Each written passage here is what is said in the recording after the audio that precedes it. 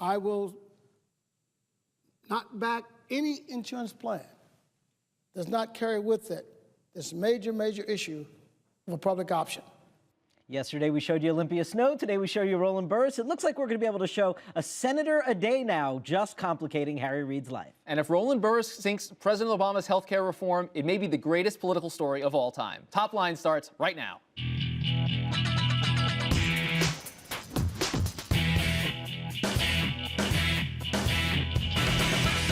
Hello and welcome to ABCNews.com's Top Line. I'm David Chalian. And I'm Rick Klein. Each weekday, we're bringing you the very latest political headlines, reporting, insight, analysis, everything you need and want to know about politics. And this great pre-lunch snack can go all day long. It's twitter.com/The Note. Keep the conversation going. Kick us off. Rick, what is your top line today? Getting to 60. You didn't think we were there already just because Harry Reid introduced the bill. The public option will be part of it, he says, but that has got a lot of centrists and, of course, all the Republicans saying they are not there. Forget about 60 for a moment. I'm not sure he's at 55 at this snapshot in time. We saw the LA Times reporting this morning that he is now talking to 10 senators that they didn't have locked up for this opt-out public option beforehand. He has got his work cut out for him, and I think he led here with the thing that would help him most politically, perhaps back home, and feels that if he has to fall back onto a different option that still gets the bill through, it kind of is a win-win for him. It's fascinating to watch this.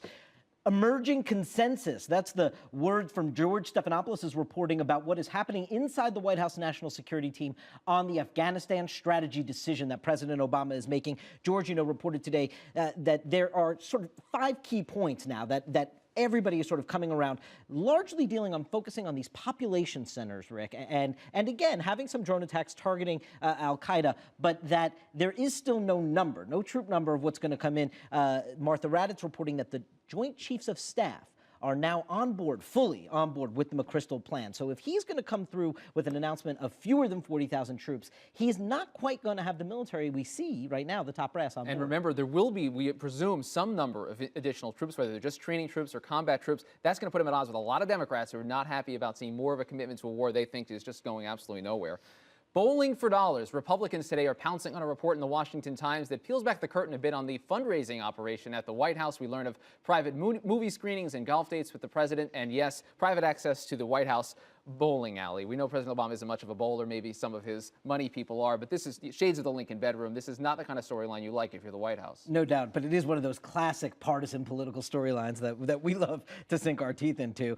And finally today, Palin's pole position. Yes, on the eve of her big book tour, and as she's weighing an invitation to go speak to a pro-life social family policy group in Iowa, we learned today from CNN Opinion Research in a new poll that her unfavorables are going up, her favorables are going down, and she's actually losing a little ground in the horse race number, which right now for 2012 really is name ID inside the Republican Party, and she's actually losing a little ground as Mike Huckabee bumps up a little bit. But in terms of the intensity of support, there's still few figures out there that can command the kind of army that she does. Even if it's a tiny sliver, it is a passionate sliver.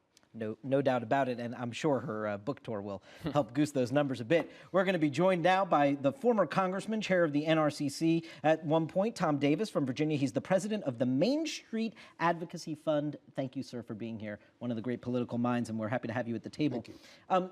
I want to tap into your Virginia experience first and expertise there, if I can. Obviously, the gubernatorial election is coming up on Tuesday. I just want to get a sense from you, how much can we learn nationally from this one governor's race? Well, I think you want to take a look at the suburbs, which have been trending away. Look, the whole Democratic movement in Virginia has been anti-Bush. This is a classic countercyclical state. Republicans in, Democrats make gains. You can track this back to since Virginia's been a two-party system, and that we're just on track to repeat history. This will be the 9th straight time Virginia will elect a governor that's opposite the party of the president. We'll pick up seats in the House of Delegates. All this idea of Virginia being turning into a blue state and a purple state, it's just going back to where it was at this point. It's going to be a big night for Republicans in Virginia. It will be in Virginia, though probably less so. We're assuming, according to the latest polls, in New Jersey, and a big dogfight going on in upstate New York. Those are the 3 races that we're looking at. Right. So Wednesday morning, a week from today, what are we going to be saying about election 2009? Well, it depends who you are. If you're a Democrat, you're going and you split the baby and you elect somebody in New York 23, which they may well. This has been a Republican House seat for 140 years. And they could win New Jersey as well. They could win New Jersey. Then it's a good night, frankly. And the issue is really the dysfunctionality of the Republican Party. Here you have opportunities to win them both. Democrats, if they win those, will win with far less than 50%. But it's the Republicans' inability to focus all of the anti-regime people under one basket. What Obama did, his coalition was largely just anti-Bush, and he put it together, change you can believe in, and that's about as specific as he got. But that, if Democrats win with 40% of the vote in both of those places, isn't that a sort of a warning or an opportunity, perhaps, for Republicans? Do you think that the party will then sort of start thinking through how it's going to nominate people so that it doesn't split itself? Well, I think Washington understands it. I think your Senate and House leadership understand it very well. The problem's the grassroots. As the party has shrunk and as moderates have peeled away and become independents, it's a pretty hard conservative ball. Our problem's at the grassroots level. Inspector switched in Pennsylvania, not because of pressure from Washington, but because he couldn't win it in Pennsylvania, given the primary makeup. In New York, it won't be because of Washington not supporting our candidate there, Didi Scozafava. It will be because up there in New York and outside money coming in from Club for Growth and other groups that want to make statements. The conservative candidate in New York doesn't even live in the district, and they're bringing him in. I think it's unlikely he wins at this point. But you know, that's the problem. It's the dysfunctionality of the Republican coalition. People not voting with their heads, voting with their hearts. A lot of emotion. And we'll see if the Republicans can put it together. He doesn't live in the district. He's not the Republican nominee. Yet Sarah Palin, Tim Pawlenty, Dick Armey all say they're supporting him because he is the true conservative in that race. Can Republicans hope to make a comeback if you have this kind of intra-party fighting going on in districts like this? I mean, frankly, what happens is you'll split up. You could even get a third party out of this. People get so fed up. It's very clear neither party is popular in this country. You know, they're not electing Republicans, they're unelecting Democrats. That's the only way the Republicans come back. And to do that, they have to have a broad coalition. As you look toward 2010, 94, let me just talk about similarities, dissimilarities. Yeah, no, please, because the point you're making was in the Wall Street Journal poll today as well, that they have not yet embraced Republicans. They're just, the American electorate is wary of the Democrats. And so there is an opportunity for a third party, whether it's from the right or from the center, to emerge out of this for the anger to be, because both parties have basically failed the American public. That's why we've had divided government for most of the time over the last 60 years. So 2010. All right, 2010, what's different? Republicans talking about, let's because it may be 1994. You don't have the Democratic retirements. You had over 20 seats we picked up from the Democrats in 94 because of retirements. You're not getting that. They are holding their own in these areas. Secondly, there is a Republican aftertaste. In 1994, it had been 40 years since the Republicans controlled the House.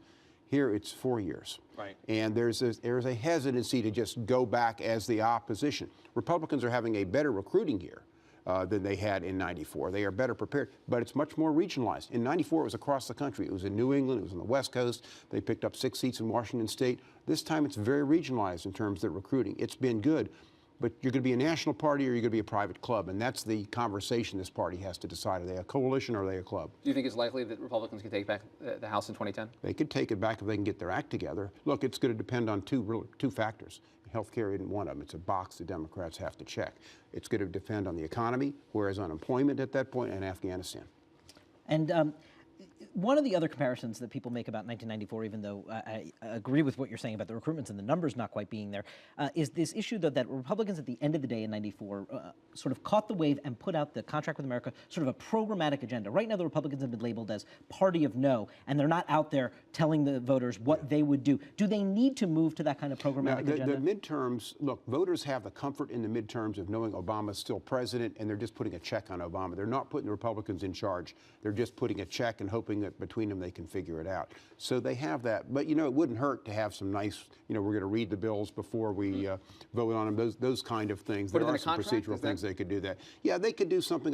They've got to keep the energy from the teabaggers and the birthers and these groups that probably couldn't govern a one-car funeral. But they're the energy for the party at this point. You need those people, and you've got to adopt a couple things. And frankly, they're not wrong on every issue, but at the same time, you need to appeal to independents and moderates. Very quickly, baseball question because it's the World Series. Mark McGwire, as you know, you were part of those hearings. He's going back to baseball. Looks like he'll be the hitting coach at the St. Louis Cardinals.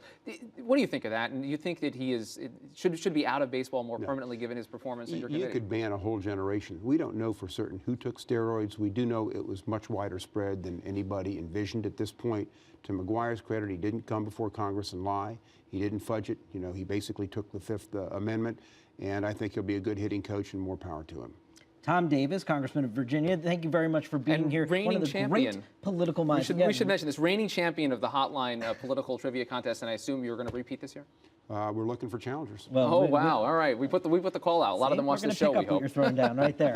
Thank you very much. We're going to take just a brief pause here, but we're going to show you President Obama on the campaign trail with Creed in Virginia yesterday, rallying that Democratic base down south. Listen how Cousin Pookie comes back.